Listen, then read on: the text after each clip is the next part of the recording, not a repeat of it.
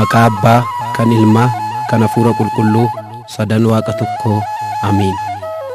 Waaqayyo Gooftaan hunda dursee kan jirudha.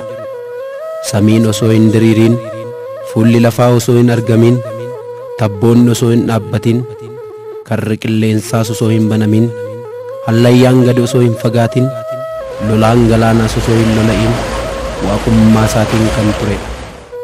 Iftis osoo hin ifin, dukkannis osoo hin golgamin, galgalliif ganamnis osoo hin ta'in, urjiin osoo hin calaqqisin, ergamoonni osoo hin uumamin, uumamni inni dhokateef inni mul'atu, uumama gubbaaf godaa dursee Waaqayyo kan turedha. Uumamtoota kan bareedaniif kan miidhagan godhee uume. Samii utubaa malee dhaabe. Bu'uura lafaas bishaan irra taasisee uume. Halkan kan bareechan urjilee, samii kan miidhagsan ji'a, yeroo ishee osoo hin irraanfatin, ganama bahaan baatee galgala dhihaan kan seentu aduu, samii torban, uumamtoota 22 raajiidhaan kan uume Gooftaan. Raajii isaa kana caala nama ta'ee addunyaa kana kan fayyise caalaa jedhu abbootiin. Maaliif kan hin duune du'eeraatii, kanaaf kan hin duune waa'ee du'a isaatii odeessina. Fannifamee fayyina kenne, du'a isaatii warra du'anis fayyise. Lubbuu kan fayyisu osoo ta'uu, foon isaatiin rakkoo simate. Miindaa isaa godhatee kan fooniif kan lubbuu rakkoo argate. Duuti miindaa isaati hanga jedhamutti inni kophaa isaa hundaaf du'e. Samii gadi kan jiran dhiiga isaaf fayyisuuf du'e. Waaqayyo Gooftaan keenya Iyyasuus Kiristoos Addaamiin du'arraa fayyisuuf waadaa galee xumuruuf waggootii 5,500 yemmaa xumuramu haadha keenya qulqulleettii dubaroo Maariyamirraa dhalate. Nama ta'uufis dhufe. Qulqullichi Yohaannis Afeworqi qiddaasii isaa irratti abbaa isaarraa osoo hin bayin dhufee, jireenya isaarraas osoo hin fo'amin bu'ee, sadummaa isaarraa gargar osoo hin bayin dhufee, tokkummaa isaarraas gargar osoo hin bayin bu'ee, taa'umsa isaarraas osoo hin fo'amin foon mucaarra bulee, gubbaarraa osoo hin hir'atin Maariyaam keessa murtaa'ee, godaatiis osoo hin dabalamin dhalatee akka jedhe. Jechi samiirraa bu'ee dubaroo Maariyamirraa foon simatee bar ture sana keessa Yerusaalem bittaa Room jala turte. Mootiin Roomee yeroo sanatti Ingilaandii kaasee Israa'eliin dabalatee hanga biyya Arabaatti biyyoota beekamuu bulchaa ture. Room magaalaa beekamtuu bar turte sanatti warri Roomee lammummaa addaa qabu turan. Rakkoo Addaamirraa kaasuuf, du'arraa balleessuuf, foon namaa simatee kan dhufe Gooftaan keenya Yesus Kiristoos, inni garuu namootarraa simannaa gaarii hin arganne ture. Misraachuu qulqullicha Gabri'eel bakka Beeteliheem yemmaa Maariyamirraa dhalatu hunda kan qabu, homtuu kan ittiin hir'anne, samiirraa harkaan kan hin hojjetamne, bulchiinsa kan qabu inni harka qalleessa fakkaatee mooraa horii keessatti dhalate. Raajiif gaarummaadhaan haadha isaaf osoo ajajamu guddate. Waggaa 30tti Yordaanos harka Yohaannisittis cuubame. Achittis xaaliyaa du'aa keenyaa nu haqe. Xaaliyaa gabrummaa diinni dhoksee ture, Yordaanos hin deemee hidhaatti nu fure. Xaaliyaa gabrummaa diinni dhoksee ture, Yordaanos hin deemee hidhaatti nu fure. Wangeela lallabaa dhukkubsattoota foonii raajiidhaan, dhukkubsattoota lubbuu immoo barumsa isaatiin fayyisa ture. Iddoo inni oole oolanii, iddoo inni bule bulanii, barumsa isaas kan dhaga'an baay'atani. Namoota 5,000 kan ta'anis isa hordofu ture. Isaan kaan barumsa isaa dhaga'uuf, warri kaan natoo isaa miidhagu laaluuf, gamni kaan immoo nyaata sugeessee waan laatuuf, wanta nyaatamu hirmaachuuf isa duukaa deemu. Warri hafan immoo dhukkuba isaaniirraa akka isaan fayyisuuf isa hordofu turan. Tabbatti bahee bakka ol ka'aa irratti wangeela lallaba. Hundumaaf iyyuu akka galuufitti fakkeenya fudhatee, abbaan nageenyaa hangafni barsiisota Yesuus Kiristoos wangeela lallabaa ture. Gaddaa fi rakkoo keessa kan jiran hundi yemmaa raajiif barumsa isaa dhagahan ni gammadu turan. Kan dadhabaniif jabina, kan kufanii ka'umsa, kan harka qallataniif dafee kan ga'u, kan dhabanii kan guutu, abbaan nageenyaa, abbaan jireenyaa, mana cidaa Dookimaas haadha isaa dubaroo Maaramiif duuka bu'oota isaa waliin argame. Bishaan gara wayiniitti jijjiire, biddeena eebbisee hanga isaan quufanitti laateef, bishaan irras tarkaanfachaa deeme. Qilleensis jecha isaa dhagahanii abboomamaniif, jinniin hoollachaaf sodaachaa sagadaniif, namoota baay'ee irraas fageesse. Dhukkubsattoota fayyiseen, kan du'anis du'aa kaase. Du'a isaatiin fayyina kan kennu Gooftaa keenyaaf garuu lafti du'a qopheessiteef. Gochaa isa gaarii utuu jaan arganii, gochaa isa gaarii utuu jaan arganii, barbaan dhiisanii Gooftaa fannisanii, barbaan dhiisanii Gooftaa fannisanii. Kan beela'an ijaa laate, wangeela lubbuu lallabee, daandii lubbuu jaanuu sirreesseef, gaarii waan na hojjeteef du'atti murteessite. Luboonni beektonni fi barsiisonni seeraa Philaaxoos waliin karaa walitti buusan barbaadu. Namoonni hundi Yesuusin ijaa hordofee bakka inni oole oolanii, bakka inni bule bulanii, isaaniin dhiisanii Kiristoosin hordofuun isaanii baay'ee isaan gubeera. Faasikaa kan jedhamu ayyaanni maxinoo gahaa jira. Luboonni fi barsiisonni seeraa karaa qabsiisan otoo yaadanii, seexanni 12 duuka bu'ootaa keessaa tokko Yihuudaa kan jedhamu keessa gale. Gooftaa beektota lubootaaf akkamitti dabarsee akka kennu walii gale. Qarshii 30 madaalaniif, dhungatee kennaaf qarshii 30 kennuuf.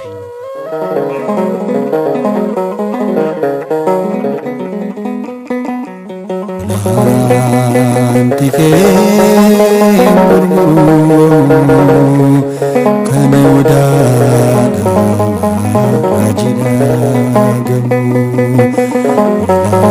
Naanti kee gurguruu kan odaadhaa raajidhaa garuu.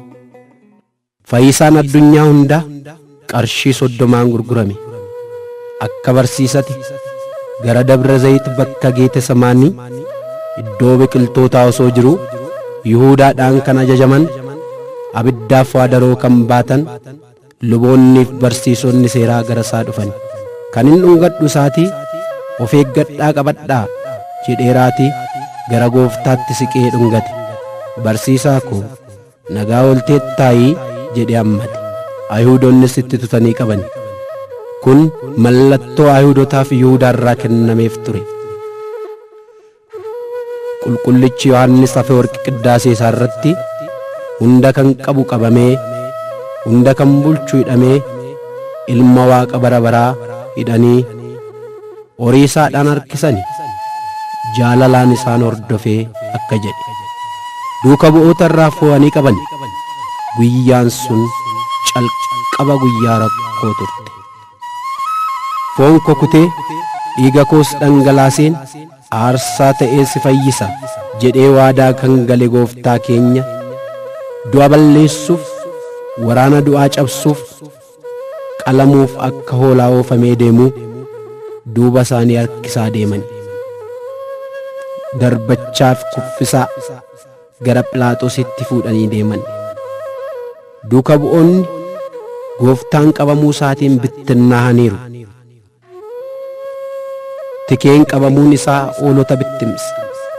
Yihuudaan lubootaaf loltoota Roomitti Gooftaa dabarsee erga kennee booda lammaffaa bakka sana hin geenye ture. Qulqulleettiin Maariyaam ayyaana Faasikaa kabajuuf osoo yaadaa jirtuu qabamuu mucaa ishee dhageesse. mucaan ishee rakkoo iddootti argatu warra Ayhuudotaa badii iddootti raawwatan bakka Yerusaalem akka ishee geessan duuka bu'oota keessaa tokkoon isaanii barbaadde. Warra Ayhuudotaa yaa sodaatan hundumti isaaniiyyuu faca'aniiru. Phexros waliin deemuuf Phexrosin gaafatte. Innoo beektota lubootaa sodaatee mucaa kee hin beeku jedhee baqateeraa jedhaniin. Lammaffaa waa'ee obboleessa isaa Yaa'qoobiin gaafatte. Innis yeroo qabaniin kafana isaa gatee baqateeraa jedhaniin. Indiriyaasiin barbaadde. Inni mucaa kee wajjin gara magaalaa hin dhufne jedhaniin. Toomaasis akkasuma baqateera. Bartalomewoosin gaafatteen. Hunduma dursee baqateeraa jedhaniin. Filiphoosin gaafatte. Inni ala tokkollee hin mul'anne jedhaniin. Maatiyos waliin deemuuf Maatiyosin gaafatte. Innimmaa fuutuu gibraa waan ta'eef hunduma dursee dhokateeraa jedhaniin. Hundumayyuu tokko tokkoon gaafatte. Isa wajjin gara Qaraaniyoo kan deeme Yohannis malee tokkollee hin arganne. Sanaan booda boo'aa mimmaan ishee harcaasaa gara Qaraaniyootti adeemte. Hundumtuu sodaatee dhokateera. Tokkollee isa wajjin kan ta'u rakkoo isaa wajjiniin kan simatu jaan jirreef isaan warri lubootaa barsiisonni seeraa wanti isaa laallamu kan jedhee isaaniin gaafatu isaanii jedhee kan isaaniin dhorku singaaha jedhee kan isaanitti dubbatu jaan jirreef fayyisaa addunyaa irratti rakkoo baay'isan. Philaaxoos akka seera isaaniitti du'a akkatti murteessuuf fuuldura isaa dhaabani. Ergamoonni sodaachaaf hollachaa kan fuuldura isaa dhaabbatan isaan garuu goodaa salaaxa isa dhaaban. Namichi kun uummata keenya otoo jallisuu Qeesaariif gibirri hin barbaachisu jedhee odoo dhorkuu kana darbee ani Kiristoos mootichadha otoo jedhuu argineerra jedhanii himatanii.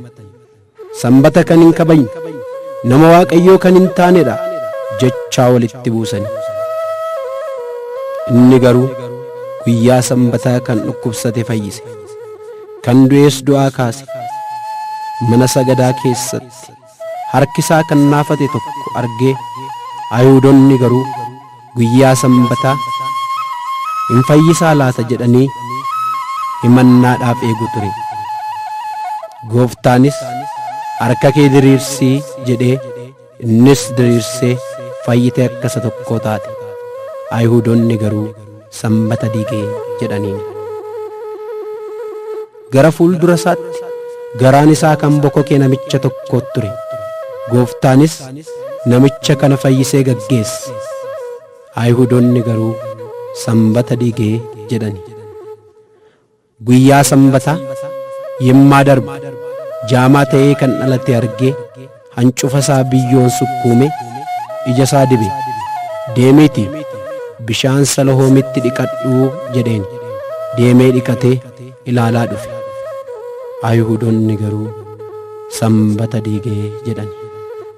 Philaaxoos fuulduratti kan kaan himannaan yakka. Philaaxoos ilaalee namichi kun yakkamaa akka jedhuuf isa hin taasisne ture. Hinaaffaadhaan akka isaan qabsiisan ni beeka ture.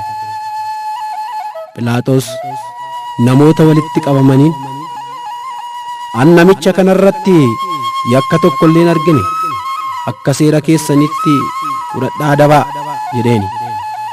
Luboonni beektoonni gugungumanii. Galiilaa irraa kaasee hanga asitti godina Yihuudaa irratti barumsa barsiisa, uummata keenyas jeeqeera jedhanii hunduutti iyyani.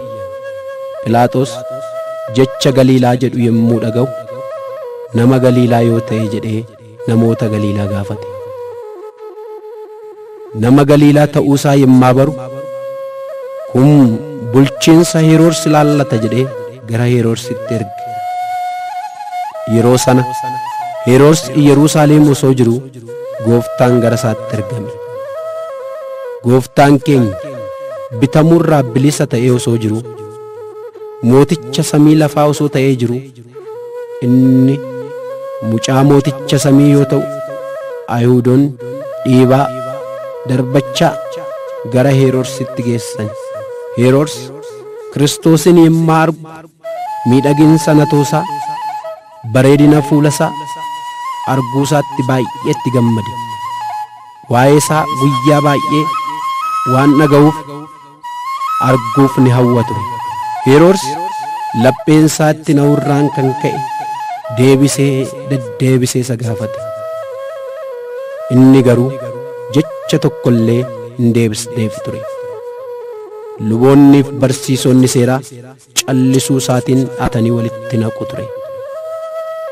Himannaa sobaa isaanis gadi dhangalaasu. Heroodis warra nama hin naane loltoota isaatti dabarsee akka isaan reebaniif kenne. Reebamuu isaatiin reebicha Addaam irraa balleessuuf ajaja Heroodisiin baay'ee reebame. Foon isaa ciccitee dhiigni isaas lafatti lola'e. Yerusaalemiin kan bulchu Heroodis gooftaa keenya salphise.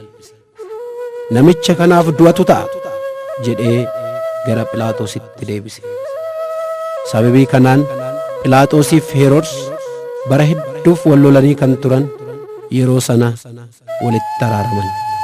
Gooftaan gara Phiilaaxoositti deebi'e. Phiilaaxoos Heroodis gara isaatti deebisuu isaa yemmaa argu ummata walitti qabameen gara Heroodisitti ergeen ture, inni immoo deebisee gara kootti erge. Du'aan kan isa ga'u badii irratti hin argine, reebeen gadhiisaa jedheen dubbate. Luboonni beektonni garuu ummata keessa hulluuqaa, Yesuusin fannisi, Barbaaniin nu lakkisi jedhaa kadhadhaa jedhanii. Luboonni beektonni hinaaffaan hawwii isaanii bakka ga'eef. Ummanni hundi kana fannisi, Barbaaniin lakkisi jedhaniitti iyyan. Phiilaaxoos deebisee akka lakkisuuf, reebee akka gadi lakkisu ummata gaafate. Ummanni garuu iyya guddaatiin fannisiin, fannisiin, fannisiin jedhaniini. Dhiiga ummataa kan dhangalaase Barbaaniin haa lakkifamu, hoolichi qulqulluu Kiristoos garuu haa fannifamu, haa fannifamu, haa fannifamu jechi jedhu baay'ate. Ummanni Phiilaaxoos akkas osoo waliin dubbatanii, haati manaa Phiilaaxoos, namicha qulqulluu kanarratti murteessitee beeki jettee abjuu argite wajjin xaaliyaa ergiteef. Phiilaaxoos waanta godhu dhabe. Karaa tokko iyya ummata mana mootummaa biraa, karaa tokko immoo xaaliyaa of eeggannoo haati manaas argiteef waanta godhu isa dhabsiise. Sanaa booda bishaan naa fidaa jedhee ummata duratti dhiqate. Ani murtii namicha kanaa keessaa hin qabu, ani qulqulluudha, ofii beekaa jedhe. Ummanni garuu dhiigni isaa nuuf ijoollee keenya irratti haa ta'u jedhaniin. Ayhuudonni garuu Yesuusin arrabsan. Ala tokko gara gindillaa manaatti darbatanii kuffisan. Baay'inni arrabaa garuu gaafa guyyaa jimaataa qofa miti, waggaa 3 guutuu arrabsanii malee. Mucaa Yoosefidha, namicha Samiraati, Beelhooriidha. Jinnii hangafoota isaatiin wajjin dubbachaa baasan jechaa arrabatti baay'isan. Namoonni jinniin qabaman garuu Ayhuudotarra ala 60 fooyya'anii argaman. Gidiraa kan hin beekne, gidiraas kan hin qabne ilma Waaqayyoodhaa jedhan. Ayhuudonni garuu cubbamaa, badii kan hojjetu, kan nama dogoggorsudha jedhaniin. Waaqni keenya garuu badiin kan irratti hin argamne qulqulluudha. Gaaf tokko dubartiin tokko otoo ejjitu arganii akka seera Museetti itti murteessuuf gara isaa fidan.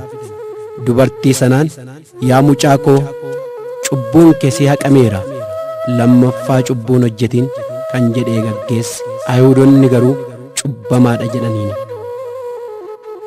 Reebuudhaafis dhakaa wajjin garduubatti hidhan. Kan du'u akka hin reebamne, kan reebame immoo akka hin duune seera isaa too qabanii, badiin reebanii badiin galaafatanii, reebbicharraa kan ka'e lafeensaa lakkaawame. Philaaxoos uummataan akka hin jibbamne, Ayhuudota birattis jaalatamuuf fannisaanii jedhee gooftaa keenya dabarsee kenne. Kafana isaa irraa baaseenii kafana diimaatti uwwise. Qoreef meexxiin kan makame qoree 50 gonfoo hojjetee mataa isaarra kaa'e.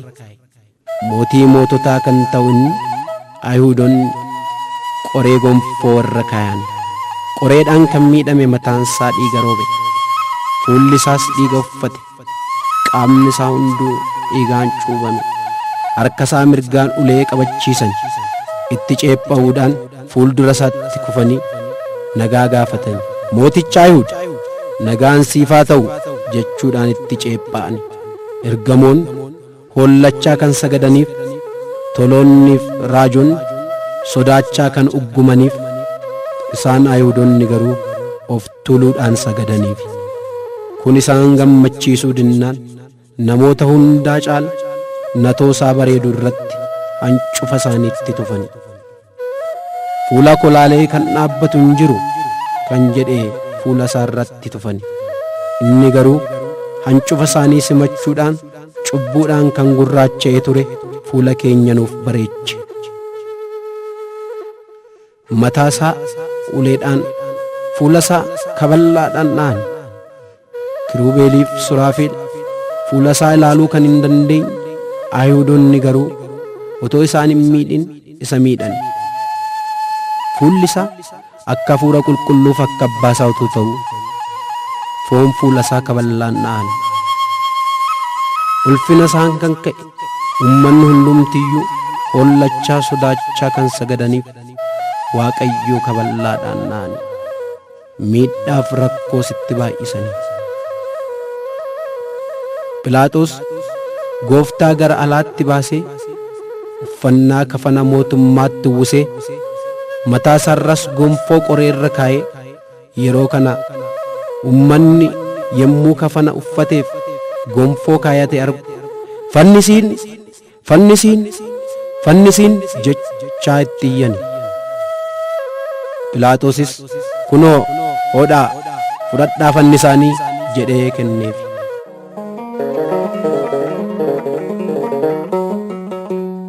Mootii samiif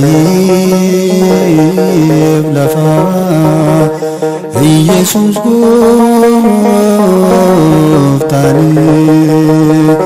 harka cubbamootaatti reebamee jaalalaani. Mootii samiif lafaa Yesuus gooftaan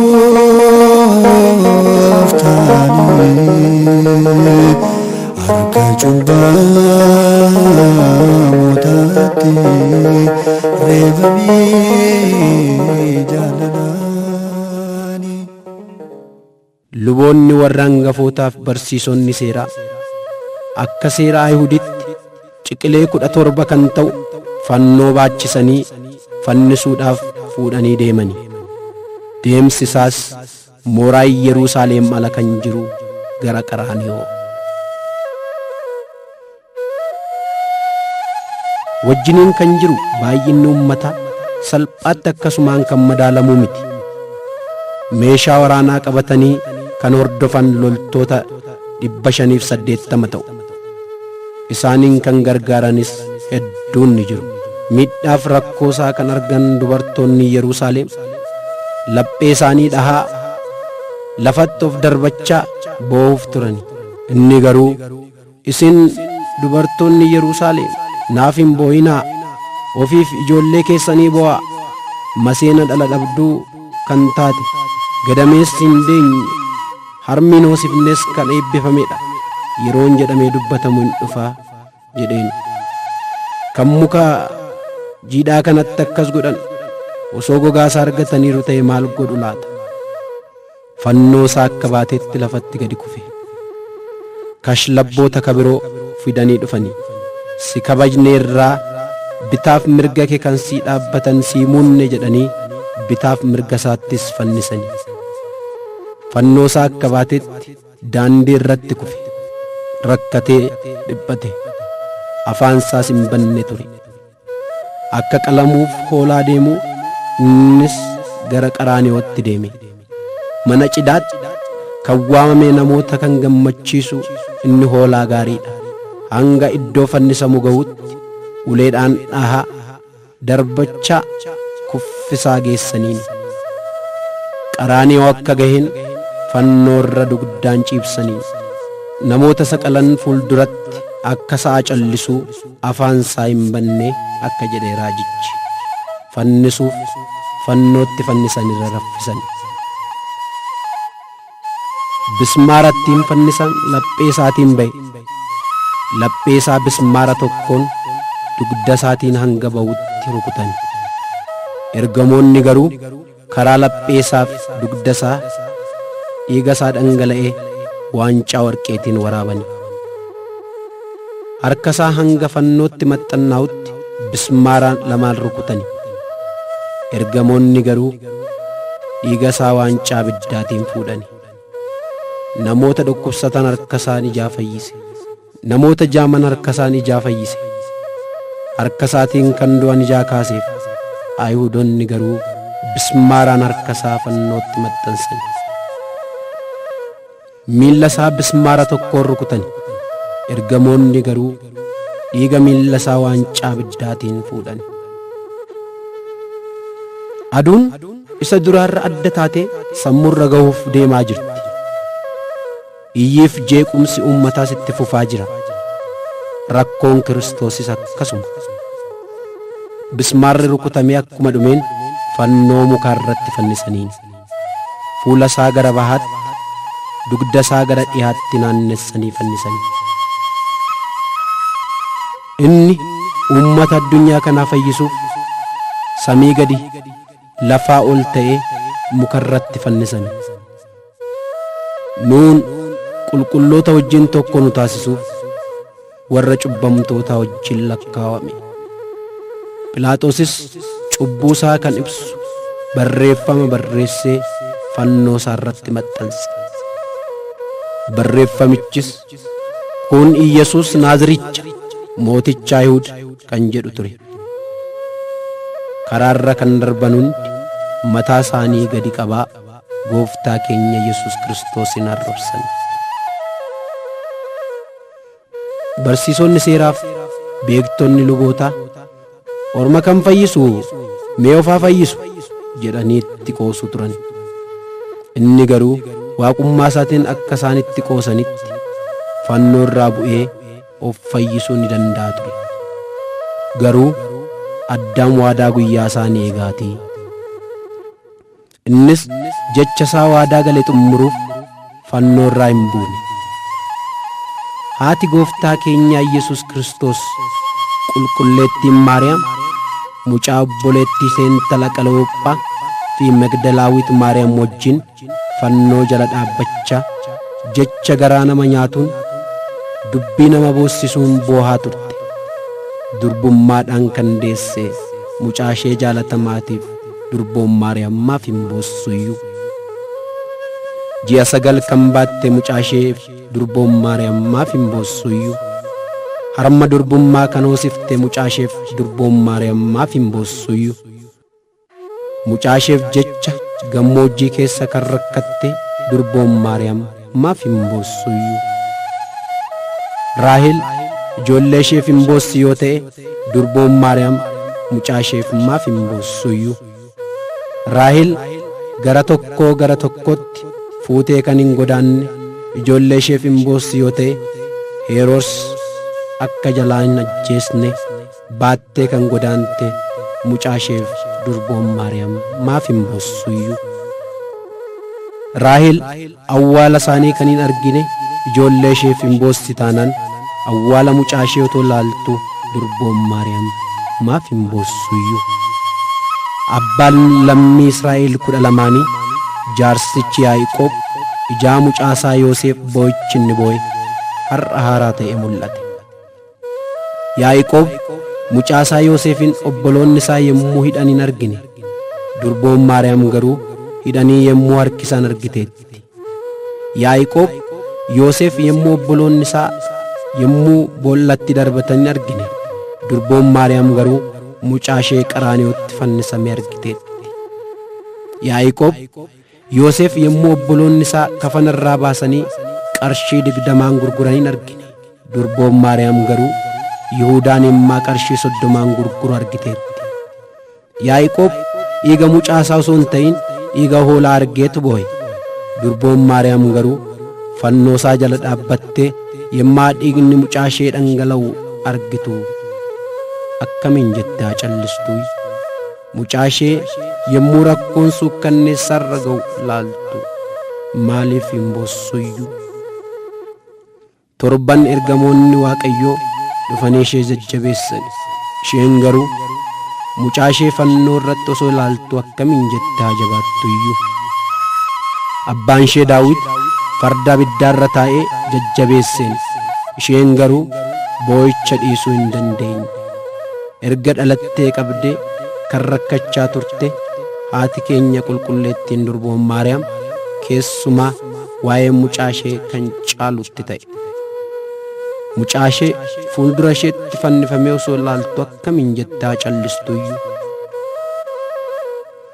Jabaachuu akka hin dandeenye kan hubate mucaan ishee kunoo mucaa kee jedhee duuka bu'aasaa jaalatu dabarsee kenneef.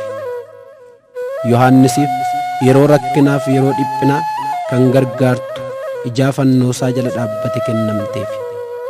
Nuufis karaa Yohannis haati nuuf kennamte. Mana edda galtee boodarree jabaachuuf boo'icha dhaabuu hin dandeenye. Hanga bultii 3 bishaaniif midhaanis hin nyaanne ture. Aduun samiirra yommuu geessu ifa ishee dhorkite. Guyyaa saafaa yommuu aduun jabaatu magaalaa Yerusaalem dukkanni fudhate. Jiinis Waaqayyoo uumaa ishee fannoo irratti jaargitee dhiigaffatte. Urjileen samiirraa harca'an. Kiristoosis fannoo irra osoo jiruu raajichi xumuramuu isaa yemmuu argu xumuramee jedhe. Lubbuu isaas foon isaarraa foo'e. Waaqayyo foon isaatiin du'e. Lubbuu isaatiin kan du'e Addaamin fayyisuuf Kiristoos immoo foon isaatiin du'e. Ayhuudoon waggaa 3 ji'a 3 nyaata kan laateef jecha isaa akka bishaanii dhangalaasaa fi kan ture fannisanii reef tabba qaraaniyoo irraa gadi bu'uu isaaniiti. Barsiisota seeraa waliin kan gammachuu jalqaban. Tokkoon tokkoo isaanii Kiristoos irratti waan raawwatan qasa'aa qoosaadhaan taphatu ture. Guyyaan dukkanaa deemeera. Sa'a 9 foon isaa lubbuu isaarraa foo'ee yemmaa ture deebiftee kan mul'atte biiftuun ammas gadda ishee waan irraanfatte hin fakkaattu seenuuf geesseetti. Yoosefiif Niqoodimoos gara Phiilaaxoositti seenanii foon Kiristoos fuudhanii awwaaluuf kadhatan. Phiilaaxoosis eeyyameef. Isaanis fannoo irraa buusanii nuuf jecha kan jinuuffate ija isaa laalanii duuti kas hin dandeenye gooftaa raftee jecha boo'uuf ture. Akka seera namaatti kafanuuf yemmaa jedhan ija isaa banee Yoosefiif Niqoodimoosiin akkas jedheen. Akka nama dadhabaa lafarra jiraatu callistanii na kafanuufi akkas jedhaa na kafanaa jedheeni. Akkas jechaa kafananii. Qulqulluu Waaqayyoo, qulqulluu jabaa, qulqulluu kan hin duune baraan jiraata. Dubaroo qulqulleetti Maariyaam irraa kan dhalate maaloo dhiifama nuuf godhi. Qulqulluu Waaqayyoo, qulqulluu jabaa, qulqulluu kan hin duune baraan jiraata.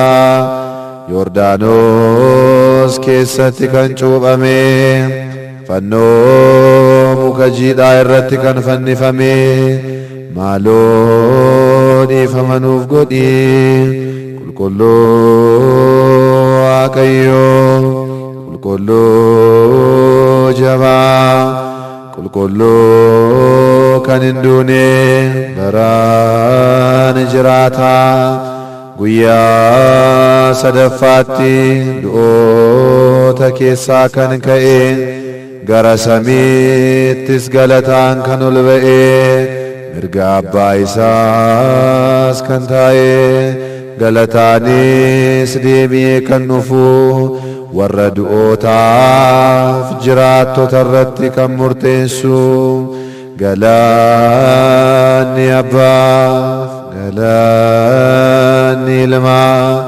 galanni hafuura qulqulluuf har'as yeroo hundumaa bara baraan ameen haa ta'uu haa ta'uu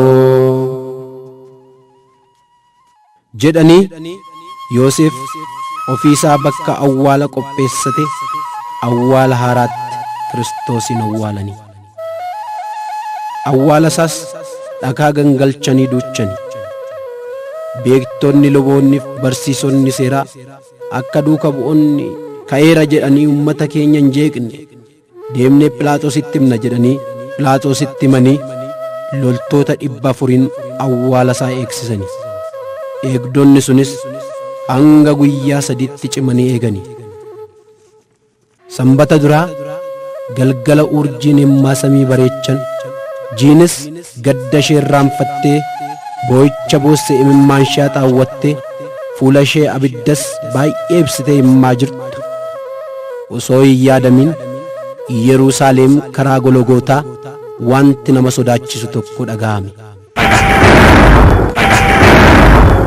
Kiristoosis humna isaaf aangoo isaatiin dafee ka'e. Waraana du'aa balleesse. Si'oolis ifaan guutame. Lubbuuwwan gammachuudhaan Si'ool bakka rakkootii ba'an. Seexannis haala sukkanneessaan galaafatan. Si'ool jijjigde. Si'ool cufame. Duuti isa qabuu hin dandeenyeeti uffata ittiin kafaname dhiisee uffata mootummaa uffatee ka'e. Yeroo dhalate durbummaa haadha isaatii akkuma hin jijjiirre ka'umsa isaatiinis awwaala cufame keessaa kafana naa hiikaa osoo hin jedhiin ergamootaan marsamee kabajaan ka'eera. Akka yaada isaaniitti awwaalamee hafeera inni garuu Kiristoos du'a moo'ee ka'eera. Akka yaada isaaniitti awwaalamee hafeera inni garuu Kiristoos du'a moo'ee ka'eera. Kabajnaa ta'uu galannaa ta'uu Abbaa Ilma Hafuura Qulqulluuf Amiin. Yaa Abbaa keenya samiirra kan jiraattu maqaan kee haa galateeffamu mootummaan kee haa dhufu jaalalli kee samiirratti akka ta'e akkasumas lafarratti haa ta'u kan nu gaa'u biddeena keenya har'aa nuuf kenni yakka keenyas nuuf dhiisi nus kan nu yakkaniif akkuma dhiifnu qorumsaatti nun gashini amaa nu oolchi malee mootummaan kan keetiyoo humnis galannis bara baraan ameen. Nagaa ergamaa Gabri'eel qulqulluu yaa giiftii Maariyaam nagaa siin jennaa yaada keetiin durbaa foon keetiinis durbaa yaa haadha Waaqayyoo isa mo'aa oli nagaan siif haa ta'u ati dubartoota keessaa kan eebbifamtedha. Iji gadameessa keetiis kan eebbifamedha.